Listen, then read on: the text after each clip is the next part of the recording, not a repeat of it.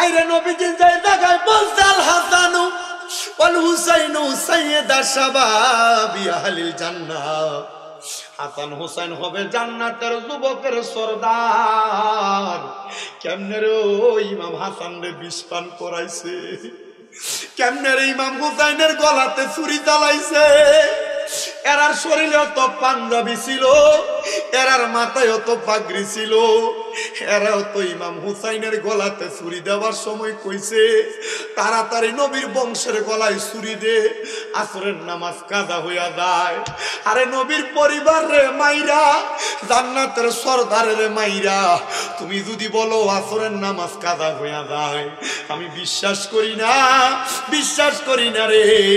এই নামাজ তোমার কাজে লাগবে না, এই নামাজ দিয়া কবরে বাঁচবা না, এই নামাজ দিয়া রোজ হাসরে বাঁচতে পারবা না, কারণ নামাজও পড়ছো নবীর পরিবারে আঘাত করছো। হায়রে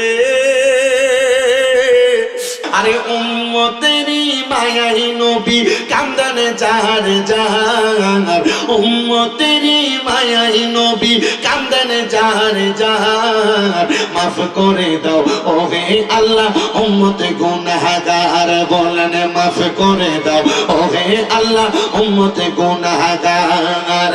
উম্মতেরই মায়াই নবী কান্দানে যার যার, বলেন উম্মতেরই মায়াই নবী কান্দানে যার যার, মাফ করে দাও ওহে আল্লাহ উম্মতে গুনাহগার, বলেন মাফ করে দাও ওহে আল্লাহ উম্মতে গুনাহগার। মা আমেনার কোলে যখন এলেন নবীজি, সেজদায় পড়িয়া কান্দেন উম্মতি উম্মতি উম্মতি উম্মতি, বলেন আল্লাহ রাব্বানা মাহবুব আমার শোনো না, বলেন আল্লাহ রাব্বানা মাহবুব আমার শোনো না, গুনাহগার উম্মতের জামিন পাক সারোয়ার, মাফ করে দাও ওহে আল্লাহ উম্মতে গুনাহগার, বলেন মাফ করে দাও ওহে আল্লাহ উম্মতে গুনাহগার, বলেন উম্মতে গুনাহগার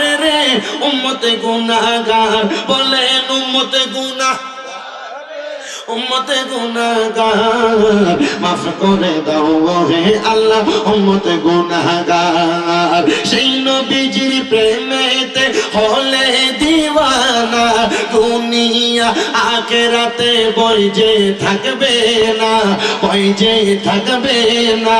চলো নবীর পথ ধরে লোভ লালসা সব ছেড়ে, চলো নবীর পথ ধরে লোভ লালসা সব ছেড়ে, তো জাগানে নবী বিনে নাই কোনো উপায়, মাফ করে দাও ওহে আল্লাহ উম্মতে গুনাহগার, বলেন মাফ করে দাও ওহে আল্লাহ উম্মতে গুনাহগার। আমাকে সাবজেক্ট নির্ধারণ করে দিয়েছে দয়াল নবীর শান থেকে কারবালার বয়ানটা করার জন্য। আমি জানি না আপনারা কারবালার বয়ানের পুরো মর্মার্থটা জানেন। আমাকে যেহেতু কমিটি সাবজেক্ট দিয়েছে, পুরাতন ওয়াজ হইল আপনাদের কাছে করা লাগবে, তবে আমি চেষ্টা করব নতুনত্ব দিয়ে আপনাদের কাছে বয়ানটা উপস্থাপন করার জন্য।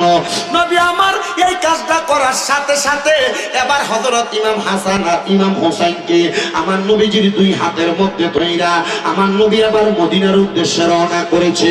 নবী সামনের দিকে যায়, হাসান হোসেন তো ছোট ছোট মানুষ। আমার নবীজি যখন দেখলেন তারা মরুভূমির রৌদ্রের কারণে বালির গরম সহ্য করতে পারে না, আমার দয়াল নবী ইমাম হাসান রাদিয়াল্লাহু তাআলা আনহুকে টান দিয়া আমার নবীজির ডান কাঁধ মোবারকের উপরে উঠায়া ফালাইছেন। আমার নবীজি ইমাম হুসাইন রাদিয়াল্লাহু তাআলা আনহুরে টান দিয়া নবীজির বাম কাঁধ মোবারকের উপরে উঠায়া ফালাইছেন। আমার নবী তাদেরকে উঠায়া রাহমাতুল লিল আলামিন নবীজি এবার সামনের দিকে হাঁটতেছে। এমন টাইমে একজন সাহাবী ডাক দিয়া কয়, দেখছনি রে হাসান হুসাইনের ভাগ্য কত ভালো, তারা কত দামি একটা সাওয়ারের উপরে উঠা চড়তেছে। আমার নবীজির ঘাড় মোবারকটা এমন করে ফিরাইয়া ডাক দিয়া কই, ও সাহাবী, হাসান হুসাইনের ভাগ্য শুধু ভালো না, তোমরা বলতেছো হাসান হুসাইন দামি সাওয়ারের উপরে চড়তেছে। শুধু সাওয়ার দামি না রে, সাওয়ারের উপরে যে দুইজন সাওয়ারি আছে এই দুইজন সাওয়ারিও বড় দামি। আমার নবী বুঝাইছে নবী শুধু দামি না, নবীর সাথে ইমাম হাসান দামি, নবীর সাথে ইমাম হোসেন দামি। ও নবী গো হোসাইন আপনি দামি বললেন? আমার নবী কয় আমার আল্লাহ তাআলা আমি নবীরে খবর দিছে রে, খবর দিছে আমার ইমাম হাসান আর হুসাইনের শাহাদাতের বিনিময়ে আমার আল্লাহ তাআলা আমি নবীর লক্ষ লক্ষ কোটি কোটি গুনাহগার উম্মতকে maaf করে দিবে। নবী আমার হাসান হুসাইনকে সঙ্গে নিয়ে আমার নবী মসজিদে নববীতে প্রবেশ করেছে। এমন টাইমে আমার নবীর কাছে হযরতে জিবরাইল আলাইহিস সালাতু ওয়াস সালাম আগমন করছে। জিবরাইল আইসা ডাক দিয়া কয় নবী গো, আপনি দয়াল নবী রাহমাতুল লিল আলামিন নবীজির এই দুইটা নাতিরে আমার আল্লাহর রাস্তায় দিয়া দেওয়া লাগবে। আমার নবী কয় জিবরাইল আমার দুইটা নাতিরে আমি বড় ভালোবাসি রে, আমার দুইটা নাতিরে আমি নবী দিতে পারবো না। আমার আল্লাহকে বলো আমি নবীর দুইটা সন্তান হযরতে তৈয়ব এবং তাহের এই দুইটা সন্তানরা যেন আমার আল্লাহ নিয়ে যায়, তবুও আমার নাতিদেরকে যেন না নিয়ে যায়। ও নবীজি নানা হইয়া কেমনে নাতিদেরকে এত ভালোবাসেন, নিজের দুইটা ফুতেরে তো কুরবান দিয়া দিতেছেন, নাতিরে এত কেন ভালোবাসেন? বলে আমার এই দুইটা নাতির কারণে আমি নানার উম্মতেরা মাপ পাইব। জোরে জোরে কোন সুবহান, আস্তে কই সুবহানাল্লাহ। বন্ধু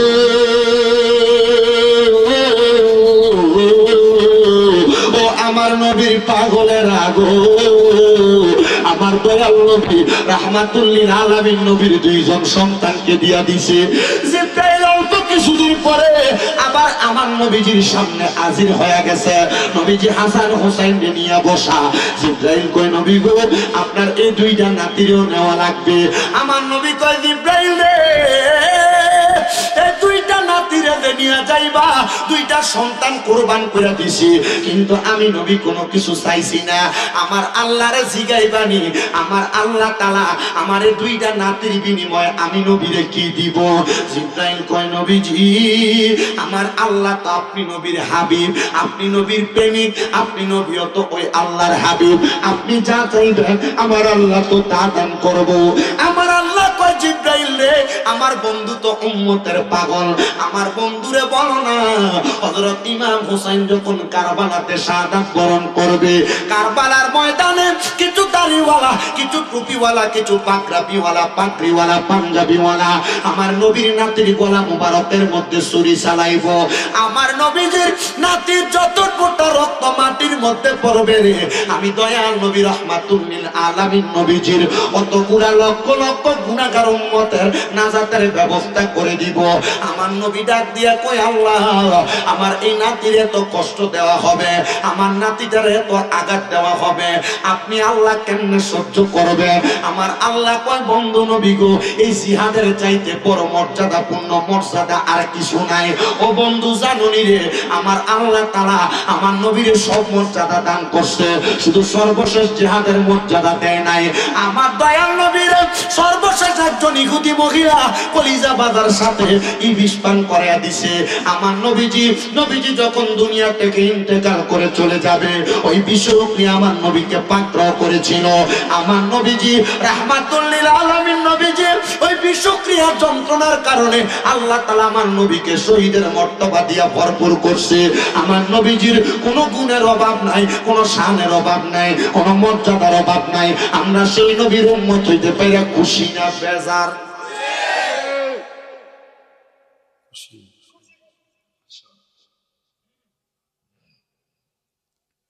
আমার মুসলমানেরা, নবী আমার জানা দেয় জিবরাইল দারে, আমি নবী আমার আল্লাহ তাআলার সকল কথাগুলা গ্রহণ করলাম, কারণ আমার আল্লাহ তাআলা যেই কথাগুলা আমার নবীর উপরে নাজিল করছে, আমার নবীজি এই কথাগুলা ইসলামের জন্য সহজ সরল ভাবে মানুষের কাছে পাঠায়া দিছে, মানুষ সেইটা গ্রহণ করছে। আমার নূরের নবী রাহমাতুল লিল আলামিন নবীজি এই খবরটা পাইয়া এবার জিবরাইল চলে গেছেন আমার নবীজি হযরত ইমাম হাসান রাদিয়াল্লাহু তাআলা আনহুর ঠোঁট মুবারকের মধ্যে চুমা দেয়, ইমাম হোসেন রাদিয়াল্লাহু তাআলা আনহুর গলা মুবারকের মধ্যে চুমা দেয়। খাতুনে জান্নাত ফাতেমা বলে, এ জগতের মানুষেরা, আমি আমার দুইটা সন্তানকে কিছুক্ষণ না দেখতে পাইয়া আমি দৌড়াইয়া মসজিদে নববীর সামনে গেলাম।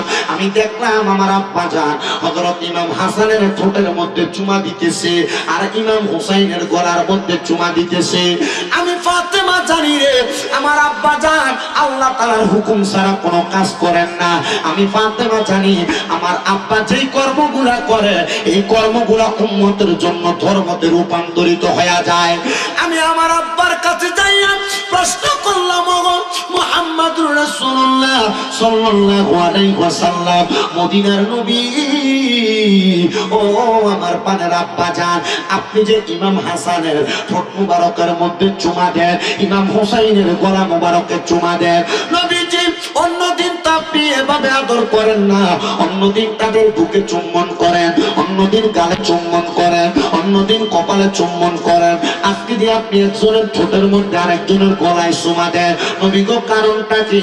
খাতুনে জান্নাত ফাতেমা বলতেছে, আমি যখন এই প্রশ্নটা করলাম আমি দেখলাম আমার আব্বা মুহাম্মদুর রাসূলুল্লাহ সাল্লাল্লাহু আলাইহি ওয়াসাল্লাম নবীজির চোখ মুবারক দিয়া টপ টপ করে পানি মুবারক পড়তেছে। আমার নবীজি দাড়ি মুবারক গুলা ভিজে গেছে। আমি জিজ্ঞাসা করলাম, ও মায়ের নবী গো, আপনি কেন এমন ভাবে কান্না করেন? আমার নবী জবাব দেয়, ফাতেমা, আমি নবী দুনিয়ার জমিনের মধ্যে একদিন থাকবো না। আমার ইমাম হাসান যখন কুফা নগরীতে যাবে আমার ইমাম হাসানরে তারা বিষ পান করে দিব। হায়রে আমি নবী তো রাহমাতুল লিল আলামিন, আমার ঠোঁট মুবারক যেই জায়গাতে লাগবে ওই জায়গায় বিষক্রিয়া আক্রমণ করতে পারবে না। ঠিকই তরে ইমাম হাসানের 6 বার বিষ পান করাইছে, একবারও বিষক্রিয়া ইমাম হাসান মারা যায় নাই, শহীদের মর্তবা অর্জন করে নাই। কিন্তু 7ম বার যখন ইমাম হাসানকে বিষ পান করাইছে, বিষের সাথে মরুভূমির নুরি নুরি গুড়ি পাথর গুলাকে একবার বাইটা বাইটা ইমাম হাসানের শরবতের সাথে পান করে দিছে। দুনিয়ার মানুষ কোন জায়গার মধ্যে উষ্টা খাইলে, দুনিয়ার মানুষ কোন জায়গার মধ্যে ব্যথা পাইলে মাগো কয়া আল্লাহ গো কয়া চিৎকার দেয়। ইমাম হাসান যখন ওই জায়গার মধ্যে বিষক্রিয়া যখন ওনার ভিতরে প্রবেশ করছে, ওই পাথরের গুড়া গুড়া যখন ওনার কলিজা বরাবর যায় পড়ছে, ইমাম হাসান না না না না না না কয়া 3 বার চিৎকারি দিয়া মাটির মধ্যে পড়ে গেছে। ইমাম হুসাইন পার্শ্ববর্তী মাঠ থেকে দৌড়ে আইসা ডাক দিয়া কয়, আপনি যে নানা কয়া চিল্লানি দিয়া পড়ে গেলেন, কারণটা কি? আপনারে কে বিষ পান করাইছে? এর আগে তো আপনারে আরো 6 বার বিষ পান করাইছে, আপনি ইন্তেকাল করেন নাই, কেউ কি আপনারে আঘাত করছে? ইমাম হুসাইন তরবারিটা বাহির করে ফেলছে। ডাক দিয়া কই, একবার নামটা বলেন, আপনি নাম বললে আমি তাদের বংশ ধ্বংস করে দিব। বলে না রে, বলে না। উনি তখন কোরআনের আয়াত তেলাওয়াত করে, ইন্নাল্লাহা মা'আস সাবিরিন।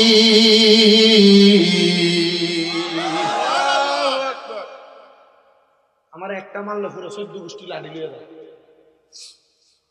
আমরা একজনের গায়ে যদি ছটকনা মারে, থাপ্পড় মারে বা গালি দেয়, তার পুরো ফ্যামিলির মানুষ হয়ে তার মারবার লাগে। ইমাম হাসানকে এতবার আঘাত করা হয়েছে, ইমাম হাসান বলে না, আরে তাদের পরিচয় দিয়া কি করবেন? আপনি তাদেরকে ধ্বংস করবেন, কিন্তু আমার নানার উম্মতেরা যে আখিরি জামানার ভিতরে যাবে গো, আমার নানার উম্মতেরা কার কাছে ইমানের পরীক্ষা দিবে? এজন্য ইমাম হুসাইন বারবার বলে, একবার বলেন না ওনার পরিচয়টা কি? আপনি বারবার বলতেছে আপনার পরিচয়। আইরে নবীজি যে জায়গায় বলছে, আল হাসানু ওয়াল হুসাইনু সাইয়্যিদা শাবাবি আহলিল জান্নাহ, হাসান হুসাইন হবে জান্নাতের যুবকের সরদার। কেমনে রে ইমাম হাসান রে বিষ পান করাইছে, কেমনে রে ইমাম হুসাইনের গলাতে ছুরি চালাইছে। এরার শরীরে তো পাঞ্জাবি ছিল, এরার মাথায় অত পাগড়ি ছিল, এরাও তো ইমাম হুসাইনের গলাতে ছুরি দেওয়ার সময় কইছে তাড়াতাড়ি নবীর বংশের গলায় ছুরি দে, আসরের নামাজ কাজা হইয়া যায়। আরে নবীর পরিবার রে মাইরা, জান্নাতের সরদারের মাইরা, তুমি যদি বলো আসরের নামাজ কাজা হইয়া যায়, আমি বিশ্বাস করি না, বিশ্বাস করি না রে। এই নামাজ তোমার কাজে লাগবে না, এই নামাজ দিয়া কবরে বাঁচবা না, এই নামাজ দিয়া রোজ হাসরে বাঁচতে পারবা না, কারণ নামাজও পড়ছো, নবীর পরিবারে আঘাত করছো। হায় রে, ইমাম হাসানের শাহাদাতের সময় ডাক দিয়া কই, বড় ভাই ইমাম হুসাইন, ছোট ভাই ইমাম হুসাইন, আপনি যদি আরেকবার আমার নানা রওজা মুবারকের সামনে যান, আমি ইমাম হাসান ইন্তেকালের আগে, শাহাদাতের আগে আপনার কাছে একটা কথা আবদার করে যাই, আপনি আমার নানা রওজা মুবারকে আমার একবার সালাম দিয়েন। ও নবীর উম্মত, ইন্তেকাল করতেছে, শহীদ হইয়া যাইতেছে, তবুও নানার রওজাতে সালাম দেওয়ার কথা বলে। আমরা তো ওই নানার উম্মত, ওই নবীর উম্মত, আমরা তো ওই নবীর রওজা মুবারকে সালাম দেওয়ার কথা চিন্তা করি না। কত টাকা আমার ব্যাংকে পড়া রইছে, মদিনায় যাই না, কত টাকা আমার ঘরের ড্রয়ারে পড়া রইছে, মক্কা মদিনা যাই না। আল্লাহর কসম কইরা বলি রে, যেই দিন আমি মদিনা থেকে আসছি, এরপর থেকে বারবার মদিনা যাইতে মন চাই। হুজুর কেন কেন মন চায় জানো? ওই মদিনা দেখলে শুধু শান্তি লাগে, শুধু আরাম লাগে, শুধু ভালো লাগে। মদিনা শরীফের বাবু সালাম একটা দরজা আছে, ওই দরজা দিয়া যখন কোনো আশেকে রাসূল নবীর রওজার দিকে ঢুকে, আমি তাকায়া দেখছি বহু আশেকদের চোখগুলা দিয়া বায়া বায়া পানি পড়ে। আমার লগের একজন ভাই জাকারিয়া, তার জিগাইলাম কান্দ কেন? উনি কয়, হুজুর আমি কান্দি, আপনার চোখেও তো পানি দেখা যায়, আপনিও তো কান্দাছেন। আমি কইলাম রে, আমি জানি না কেন চোখের পানি আসছে। আমার ওই ছেলেটা ডাক দিয়া কই, হুজুর নবীর আশেক নবীর রওজার সামনে আসবে, নবীর জন্য হাহাকার করে চোখের পানি আসবে না, এটা হতে পারে না। হুজুর এখনই দোয়া করেন, কবুল হবে। কারণ বান্দা যখন কান্না করে চোখের পানি ফালায়া কান্দে, ওই পানি মাটিতে পড়ার আগে আল্লাহ তার জীবনের গুনাহ মাফ করে দোয়া কবুল করে। হুজুর দোয়া করেন। আমি দোয়া করছি, আল্লাহ আমি যেহেতু নবীর রওজার সামনে আসছি, আমি এবার ওই নবীরে মরার আগে একবার দেখতে চাই। এ মুসলমান বলেন, আমরা নবী দেখতে চাই কি চাই? আরে বেটা, কক্সবাজার ট্যুর দেওয়ার জন্য তুমি 2-3 হাজার তো না, মিনিমাম 10-15 হাজার টাকা বাজেট করো। তুমি জানো নিয়াতুল মুমিনিন খায়রুম মিন আমালি, মুমিনের নিয়ত তার আমলের চাইতে উত্তম। আরে যদি তুমি রাসূল পাকের রওজা মুবারকের সামনে গিয়ে দাঁড়াও, আমি দেখছি বহুত মালয়েশিয়ার মহিলা, আমি বুঝতে পারছি এদের ফুরুত দেখলে তো বোঝা যায় সে কেমন টাকাওয়ালা আর পয়সাওয়ালা। আমি বুঝছি এরা লক্ষ কোটি টাকার মালিক, ধন সম্পদ ফালায় দিয়া 10-12-15 জন মহিলা একসাথে নবীজির সবুজ গম্বুজের দিকে ছায়া ছায়া চোখের পানি ফালায়।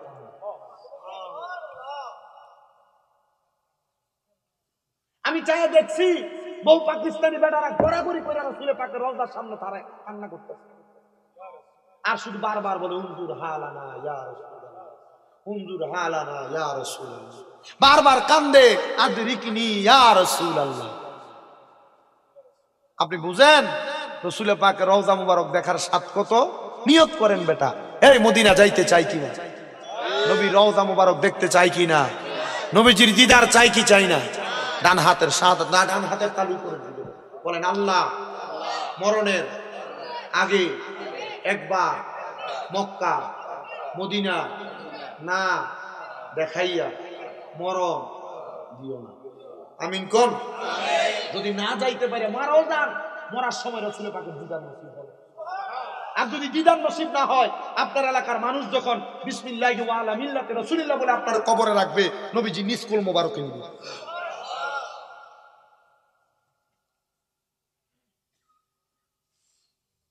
আমার বাবাজিরা, বন্ধুরা, ইমাম হাসান শাহাদাত বরণ করতেছে, তখনও বলে নানার রওজায় সালাম দিও।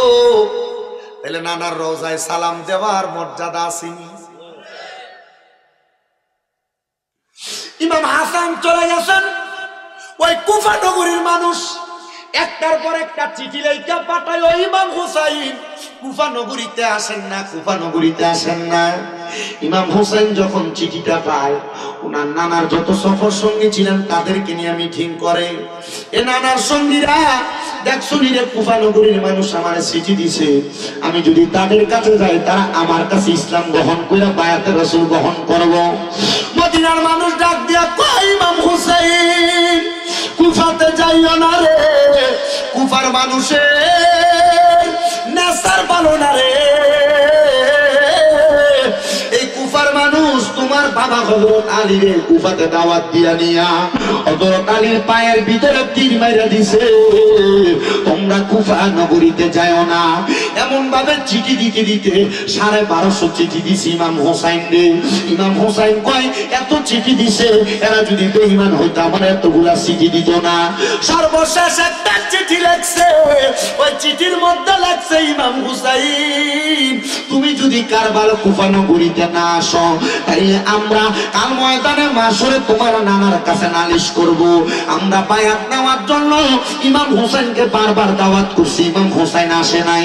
ইমাম হুসাইন কয়, ও মদিনাবাসীরা আমার তাড়াতাড়ি অনুমতি দাও, আমি চই না যাই ওই কুফা নগরীতে। যদি তারা আমার নানার কাছে নালিশ করে, আমি আমার নানার কাছে মুখ দেখাইতে পারবো না। কুফার মানুষ মদিনার মানুষ কয়ে যাইও না, যাইও না। এমন টাইমে হযরত মুসলিম বিন আকিল ইমাম হুসাইনের চাচাতো ভাই ডাক দিয়া কয়, ও ভাই আপনি যাইয়েন না, আপনি যাইয়েন না, আমার অনুমতি দেন, আমি আগে ওই কুফা নগরীতে যাই। আমি যাইয়া যদি কুফার মানুষের অবস্থা ভালো দেখি, আমি আপনার একটা চিঠি লেখা দিব, আপনি তখন কুফা নগরীতে আগমন করবেন। মুসলিম বিন আকিল ইমাম হুসাইনের কাছ থেকে অনুমতি নিয়ে রওনা করলেন কুফা নগরীর উদ্দেশ্যে। এমন টাইমেই মুসলিম বিন আকিলের পেছন থেকে কে জানি পাঞ্জাবি গুলার মধ্যে টান দিয়া ধরে রাখছে। মুসলিম বিন আকিল কয়, ও জগতের মানুষ, পেছন থেকে কেউ দইরা রাস্তা আটকাইও না, কারণ ইমাম হুসাইন যদি কারবালায় কুফায় আগে যাইতো, শহীদ হয়ে যাইতো, আমি মুসলিম বিন আকিল আমার মুহাম্মদুর রাসূলুল্লাহর কাছে মুখ দেখাইতে পারতাম না। নবী যদি বলতো, নবী যদি বলতো, নবী যদি বলতো আমি তুমি দুনিয়াতে বাইচা থাকতে আমার নাতি আগে কেমনে শাহাদাত হইল, আমি নবীর কাছে জবাব দিতে পারবো না। সাইরা দাও, সাইরা দাও। এবার পেছন থেকে ছোট ছোট দুইটা বাচ্চা, 6 বছর আর 7 বছর, ওই দুইটা বাচ্চা ডাক দিয়া কয়, আব্বা আমরা তো দুনিয়াতে মা নাই, আপনি একজন আব্বাই আছেন, আমরা তো আপনারও পাগল না, আমরা আহলে বায়াতের পাগল। আব্বা আপনার নবী যদি এই কথা কয় আপনি জবাব দিতে পারবেন না। আব্বা চিন্তা করছেন নি, আমরা দুই ভাইয়ের যদি প্রশ্ন করে আমরা নবীর জবাব দিব কি? বয়স কত? 6 আর 7। এরাও বলতেছে আমার নবী যদি আমরা কয় তোমরা বাইচা থাকলে আমার নাতির গলায় ছুরি গেল কেমনে, কি জবাব দিব আব্বা? হয়ে যায় পুরা মদিনাবাসী অবাক। আরে ছোট ছোট বাচ্চা, এরা কারবালার ময়দানে যাবে? কুফা নগরীর মানুষের তো খাসলত বলা না। আমার মুসলমান ইমানদারেরা ছোট দুইটা বাচ্চারে নিয়ে কুফা নগরীতে গেছে। কুফাতে যাওয়ার পরে হালাওয়া সাহালান দিয়া রিসিভ করে নিছে। এবার হযরত মুসলিম বিন আকিলের কাছে 3000 মানুষ ইসলাম গ্রহণ করছে, বায়াত রাসূল গ্রহণ করছে। মুসলিম বিন আকিল একটা চিঠি লিখছে, ইমাম হুসাইন আপনি কুফা নগরীতে আগমন করেন, কুফা নগরীর অবস্থা বড় ভালো, এরা বড় সুন্দর আচরণ করে। ও মুসলমান, ও নবীর উম্মতের দল, এই চিঠিটা দেওয়ার সাথে সাথে ইবনে জিয়াদ কয়, মুসলিম বিন আকিল আপনার কাছে আমরা কেউ বায়াত নেই নাই, আপনি আমাদের কাছে বায়াত নেবেন। আপনার চিঠি পৌঁছে গেছে। হযরত মুসলিম বিন আকিল কয়টা তো বড় বেঈমানি, বলে বেঈমানি না কি বুঝি না গো, আপনার কাছে আমরা বায়াত নিব না। মুসলিম বিন আকিল নিয়ে জেলখানাতে বন্দী করছে। জেলখানার ওই কয়েদিরা আসামিরা কয়, আরে আহলে বায়াতের সদস্য আপনার কথাই তো আমরা চিন্তা করতেছিলাম, আপনি জেলখানাতে আইসা আমরা বায়াত গ্রহণ করাইয়া দেন। মুসলিম বিন আকিল তাদেরকে বায়াত গ্রহণ করায়। জেলখানার যে পাহারাদার, ওই পাহারাদার কই, মুসলিম বিন আকিল আমিও আপনার প্রেমিক, আমি ইমাম হুসাইনের প্রেমিক, আমি নবী পক্ষের লোক, আপনার জেলখানায় রাখা যাবে না। আমি যদি আপনার জেলখানায় রাখি আমি আল্লাহর কাছে অপরাধী হয়ে যাব, আপনারা আমি চাইরা দিলাম। মুসলিম বিন আকিল ছোট্ট দুইটা বাচ্চা লইয়া জেলখানা থেকে বের হয়ে গেছে। পুরা এলাকার মানুষ, কুবানগরের মানুষের কাছে ইবনে জিয়াদ এলান করে দিছে, মুসলিম বিন আকিলকে কারণ করা জায়গা দিবা না, যদি জায়গা দাও তার গর্দান থাকবে না। কিন্তু মুসলমান ওই ইবনে জিয়াদের বাড়িতে একটা দাসী কাজ করত। ওই দাসীটাও ছিল নবীর বংশের প্রেমিক, ওই দাসীটাও ছিল আহলে বায়াতের প্রেমিক। সে মুসলিম বিন আকিলের খবর পাইয়া সে আর বাদশার বাড়িতে আসে না। সে চিন্তা করছে মুসলিম বিন আকিলের সন্ধান যদি পাইয়া যায় আমি তার কাছে বায়াতের রসন গ্রহণ করব। এবার মুসলিম বিন আকিল একটু পানির জন্য কত করে দরজার মধ্যে গেছে, কেউ তার জন্য দরজা খোলে না। ওই আহলে বায়াতের প্রেমিক ওই দাসীটা ঘরের দরজাটা খুইলা দিছে, ডাক দিয়া কয়, মুসলিম বিন আকিল আল্লাহর কসম করে বলি তুমি যদি আমার ঘরে দরজায় না আসতা আমি তোমারে ডাক দিয়ে আনতাম না। আসো আমার ঘরের মধ্যে তাইকা গো, তুমি আমারে আগে বায়াত গ্রহণ করাও, তুমি পানি পান করো। বায়াত গ্রহণ করাই পানি পান করে শুধু এই জায়গার মধ্যে শেষ না, এবার দলে দলে মানুষ এসা এই মহিলার ঘরে বায়াত গ্রহণ করতেছে। এবার ওই ইবনে জিয়াদের কাছে খবর গেছে তার দাসী মুসলিম বিন আকিলের জায়গা দিয়া রাখছে। দাসীটারে খবর দিয়া নিয়া রাজপ্রাসাদের ছাদের উপর উঠাইয়া তরবারি দিয়া গর্দান আলাদা করে দিছে। মুসলিম বিন আকিলরে ডাক দিয়া কই, মুসলিম বিন আকিল ঘর থেকে বের হও, আমরা তোমার সাথে সন্ধি করব, বন্ধুত্ব করব, আর ঝগড়া হবে না, দ্বন্দ্ব হবে না। মুসলিম বিন আকিলরে ঘর থেকে বাইর করে ঘোড়ার পিঠে চড়াইয়া মুসলিম বিন আকিলের হাত থেকে তরবারি নিয়ে নিছে। ছোট দুইটা বাচ্চারে নিয়ে গেছে। মুসলিম বিন আকিল বুঝতে পারলেন এখন ওনাকে আর এখানে রাখতে দিবে না, থাকতে দিবে না। মুসলিম বিন আকিল নিতে নিতে ওই রাজপ্রাসাদের সামনে নিয়ে রাজপ্রাসাদের ছাদের উপর উঠাইয়া হাতগুলা বাম দিয়া মুসলিম বিন আকিলের গর্দান আলাদা করে দিছে। দেখো একদিকে গর্দান, একদিকে ইবনে জিয়াদ ঘোষণা করতেছে, এ কুফার মানুষ কেউ যদি ইমাম হোসেনের কাছে বায়াত হও, ইমাম হোসেনের কাছে মুরিদ হও, তাইলে তোমাদের গর্দান এমনি থাকবে না, তোমরা এখান থেকে দূরে সরে যাও। মুসলিম বিন আকিল ইন্তেকাল করছে। ছোট্ট ছোট্ট দুইটা বাচ্চা 6-7 বছর তাদেরকে জেলখানায় ঢুকাইছে। জেলখানার ওই কয়েদিরা ছোট বাচ্চার হাতে হাত দিয়া বায়াত গ্রহণ করতেছে। হায়রে জেলখানার পাহারাদার কয়, যদি এই ছোট্ট দুইটা বাচ্চারও আমরা আটকে রাখি তাইলে আমরা আল্লাহর কাছে জবাব দিতে পারবো না। এই ছোট দুইটা বাচ্চারে ছাইরা দিছে। জেলখানার কয়েদি কয়, আমার হাতের একটা আংটি তোমার আমি পরাইয়া দিলাম, এই আংটিটা নিয়ে এই রাজপ্রাসাদের বরাবর সোজা পেছনের দিকে হাঁটবা। এখান থেকে আজকে একটা কাফেলা মদিনার উদ্দেশ্যে রওনা দিবে, তাদের কাছে যাইয়া আমার আংটিটা দেখাইবা, তারা আমার আংটি দেখে বুঝবে আমি অমুক গোত্রের মানুষ, তোমারে তাদের সঙ্গী বানিয়ে মদিনাতে নিয়ে যাবে। এই কথা যখন বলছে গো, এই কথাটা শোনার সাথে সাথে ছোট দুইটা বাচ্চা আংটিটা হাতে নিয়ে হাঁটতেছে। ওই এলাকার রাজপ্রাসাদের পেছন দিয়ে হাঁটতে হাঁটতে সামনে পিছনের দিকে যখন যায়, ছোট মানুষ তো পথ চিনে না, পথগুলা মানুষ যেখান দিয়ে ঘুরে ঘুরে আইসা একই জায়গায় হাজির হয়। এমন ঘুরতে ঘুরতে সকাল হয়ে গেছে। একটা মরুভূমির মাঝখানে ছোট্ট গাছের নিচে বসছে।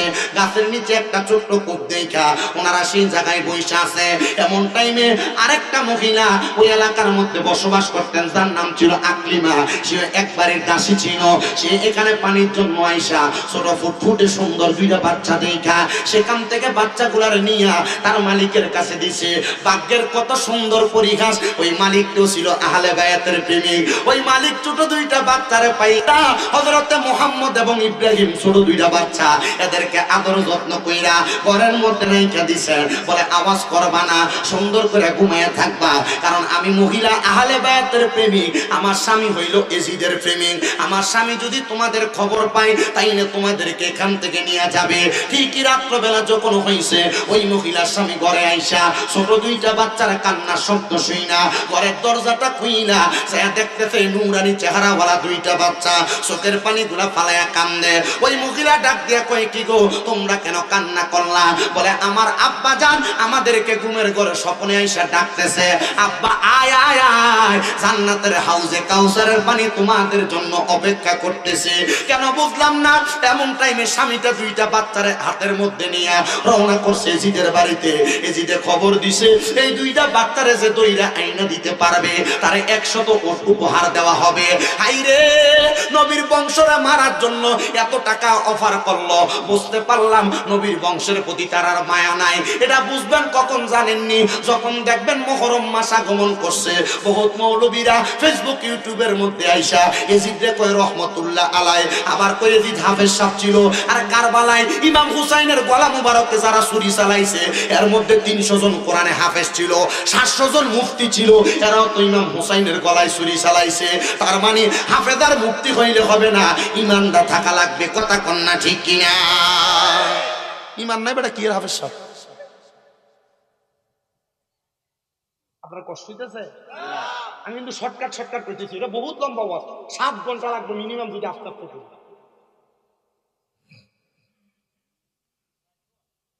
আমি বুঝছি না আমার এই সাবজেক্ট কেমনে দিল। নিশ্চয় যে কোনো কেউ আমার কারবালার ওয়াজ শুনছে, না হলে আমার এই সাবজেক্ট জীবনও দিত না। আর আমি কারবালার ওয়াজ শেষ করতে গেলে আমি কিন্তু যতক্ষণ ওয়াজ করি আমার ওয়াজের সময় শেষ। আমি ওয়াজে করি 1 ঘন্টা 20 মিনিট, আমার ওয়াজের সময় শেষ। আপনারা যে বইয়া রয়েছেন আমার কাছে কষ্ট লাগে। কালকে তারাবি ভরা মাই একা তারাবি হবে, আমরা দোয়া করবেন নি? যে দোহাই মাইরে দেন আপনারা বাসনের লাইনে বক্তা সুজন মদিনাওয়ালার দোহাই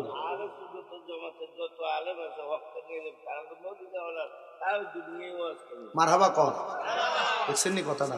আমি তো এর থেকে বেশি আর কিছু আশা করি। মদিনাওয়ালার তাওয়াজ্জু থাকলে শরীরে শক্তি লাগে না। মদিনাওয়ালার তাওয়াজ্জু থাকলে শক্তি লাগে না। ইনশাআল্লাহ মুহররম মাসে কখনো কারবালার মাহফিল করে দাওয়াত দিই, কারবালার পুরা ওয়াজ শোনাতে পারে। আল্লাহ কবুল করুক, আমিন। তোমরা কইও যা কিতে। আচ্ছা না না রান হাজত থাকতে যান না, অসুবিধা নেই। আর কিতে বাইক বলবে ঘুমাইলে এর থেকে বেশি সব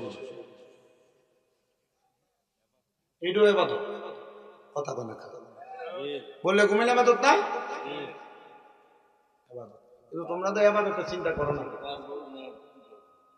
আরে আমিও তো আরেকটা লাগা হে ওর অনুবাদ আর লম বইব না, যার বোন নাই হ্যাঁ আল্লাহর ইবাদত করবে।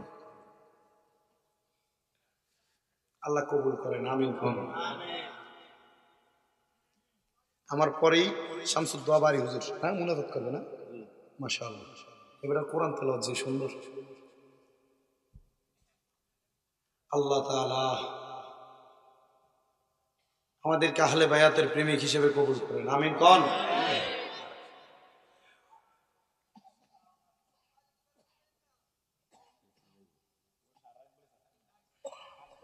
সাতান্ন দা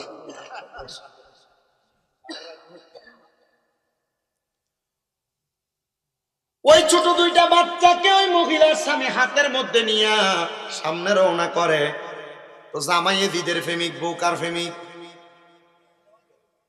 বউ বুঝিয়ে দিতে জামাই না এজিদের প্রেমিক, বউ কার প্রেমিক? আহলে বায়াতের প্রেমিক। জোরে কন্যা মারহাবা, আর জোরে কন্যা মারহাবা। আপনি পাঞ্জা তন গো নবীজি, আপনি পাঞ্জা তন ও গো নবীজি, আপনি পাঞ্জা তন। আইরে হযরত আলী মা ফাতে মা হযরত মা হাসান হুসাইন দন ও গো নবীজি, আপনি পাঞ্জাতন। হাইরে মুশকিল কোশা কেমন দন চিনলাই না রে মন। হাইরে যেই নামেরি দোহাই দিলে দূরে যাই সমর, হবে আর নাই রে দন। আল্লাহ নবী মুশকিল কোশা দিনে তে একজন, হযরত ইমাম হাসান হোসেন 2 ভাই নবীজির রতন, পাবে আর নাই রে ধন। এ মুসলমান রে, ওই মহিলা তার স্বামীর পানির ভিতরে জড়ায়া ধরছে।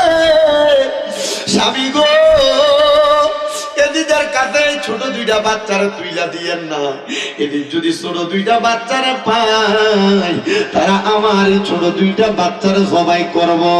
ওই স্বামীটা স্ত্রীরে বারবার লাথি দিয়া দিয়া ফালাইয়া দেয়, স্ত্রী যে বারবার ধরে। স্বামী কয় আমি তখন দেখলাম আমার বউ আমারে যাইতে দেয় না, আমি সাথে সাথে তার গর্দান আলাদা করে ফেললাম। হাইরে ওই মুখে আর একটা বড় সন্তান আহলে বায়াতের প্রেমিক ওই আব্বা জানের কদমে ধরছে। আব্বা ছোট মানুষ তারা বোঝে না, তাদেরকে নিজেদের হাতে তুইলা দিয়েন না। ওই সন্তানের গর্দান আলাদা করছে।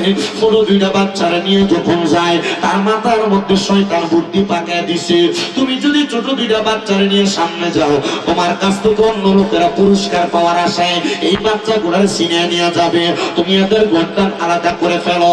ছোট বাচ্চা মানুষ পাপড়ি কাটা চুল লইয়া চুলগুলার মধ্যে দইরা গর্দান গুলা আলাদা করছে। ছোট বাচ্চাদের মাথা গুলারে একটা কাপড়ের মধ্যে পেঁচায়া এজিদের কাছে নিয়ে গেছে। এই নম মুসলিম বিনা কিলে দুই সন্তান রে আল্লাহ, এদিক তো এজিদের মতো আচরণ করবে। এদিক কয় আমি কইছি জীবিত আনতা, মরা কিনলে গাছ পুরস্কার পাইবা না। ওই লোক ডাক দিয়া কয় এজিদ রে, এই দুইটা বাচ্চার জন্য নিজের বউরে কতল কইরা দিছি, বড় ফুতেরে কতল কইরা দিছি, তুমি এখন আমার সঙ্গে বেঈমানি করলা, তুমি যে নবীর পরিবারের লগে বেঈমানি করতা না এটার তো কোনো গ্যারান্টি নাই।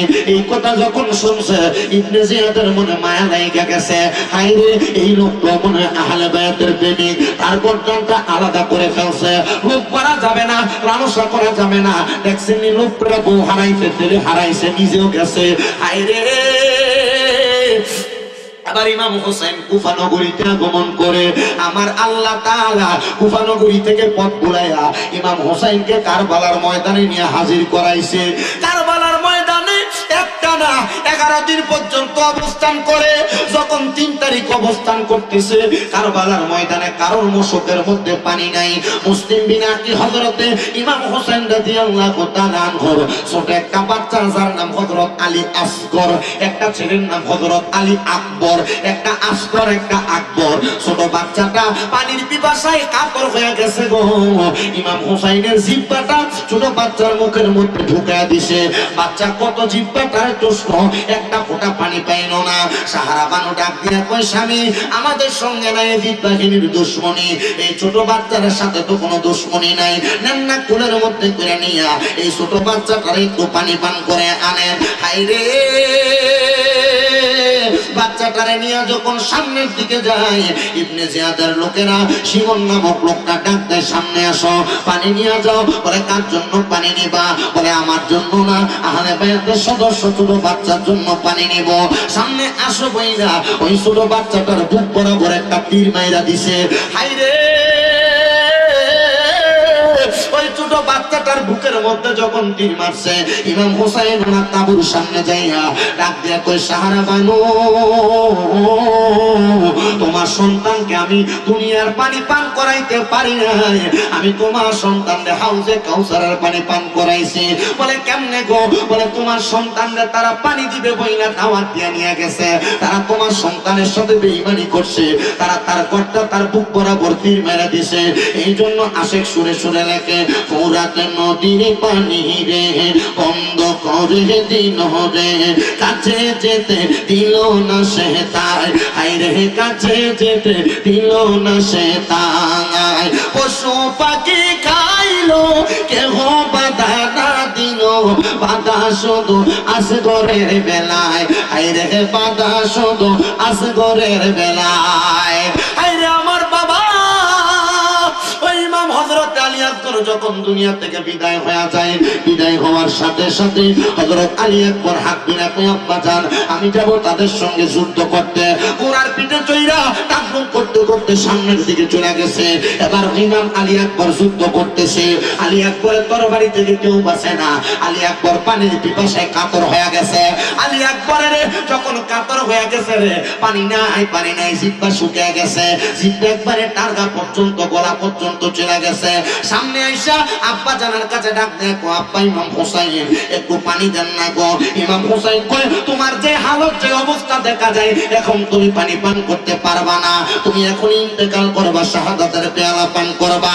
এ আলী আকবর যা যা বিদায় হয়ে যা, দুনিয়ার জমিনে পানি যদি না পান করতে করতে পারো, আমার নানা মুহাম্মাদুর রাসূলুল্লাহ তোমার জন্য হাউজে কাউসারের পানি লইয়া দাঁড়ায়া রইছি। নারে রিসালাত, নারে গাউসিয়া। এ মুসলমান, হযরত আলী আকবর দুনিয়ার জমিন থেকে বিদায় হয়ে গেছে, শুধু একমাত্র হাউজে কাউসারের পানির আশা করছে। ওয়াজটা আজকে এই জায়গা পর্যন্ত রাখলাম। এবার আপনারা বলেন, আমরা সবাই হাউজে কাউসারের পানি পান করতে চাই কি চাই না? কারা কারা পান করতে চাই ডান হাত রাখবি না, আমার আল্লাহ তাআলা দেখায়া দেন, আল্লাহ যেন কবুল করে। জোরে জোরে কোন আমিন। হাতটা নামান রে বাবা।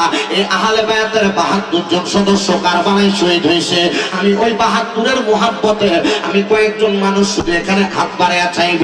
ওই কারবালার মুহাব্বতে, ১০ মুহররমের মুহাব্বতে একটা মানুষ শুধু হাতটা বাড়াইয়া বলবেন, হুজুর আমার মা নাই, আমার বাবা নাই, আমি আহলে বায়াতের মুহাব্বত কইরা আমি ১০,০০০ টাকা মাহফিলের জন্য দান করব। এক নাম্বার কেউ যদি থাকো, তোমার জন্য দোয়া করা হবে। বলে হুজুর আমার মা থাকলে মা বাপরে খাওয়াইতাম, মাসে যদি ১,০০০ টাকা আমি আমার মা বাপরে খাওয়াইতাম, ১২ মাসে ১২,০০০ টাকা খাওয়াইতাম। ১০,০০০ টাকা দিবা, পারলে নগদ দিবা, না পারলে আগামী বছর দিবা। আসুন একজন সন্তান